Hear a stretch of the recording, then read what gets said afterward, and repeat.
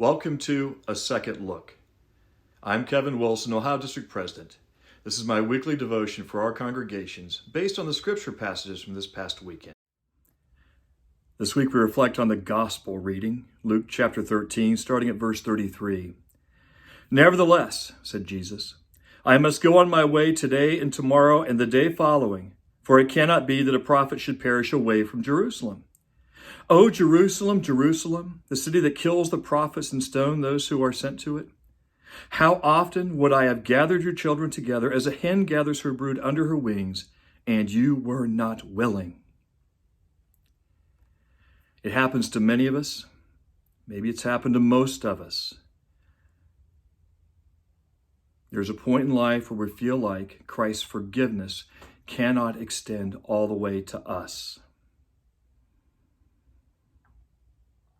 Sometimes it's a sin that we just can't stop. We have no control over it, and we commit it over and over and over again. Or maybe it's one sin, but it was so shameful that we feel that God could never forgive it, ever forgive it. Now, if you've been haunted by this in the past and it keeps surfacing today, or if it's just started right now, please listen to what Jesus said. Feel what he said.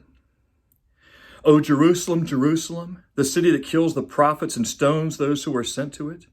How often would I have gathered your children together as a hen gathers her brood under her wings, and you were not willing. How often I would have gathered your children together as a hen gathers her brood under her wings." Jesus knows the residents of Jerusalem are going to participate in his death. He knows they're going to welcome him in with open arms on Palm Sunday. He knows that after that, they're going to be calling for his blood. They are going to ensure that he hangs and dies on a cross. He knows all of this.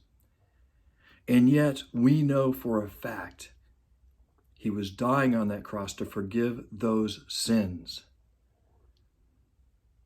And likewise, no matter what sin we've committed, how we're trapped in sin, or how shameful we think our sin has been, Jesus forgives. This is God's promise through Scripture. This is Jesus' primary purpose, because in that forgiveness, Jesus restores that right relationship between us and God the Father. I know, I understand, at least to an extent. There are times when we feel like we can't be forgiven. It's those times we especially look to Jesus and see again and again that yes, we are, for his sake. Until next week, the Lord bless and guide.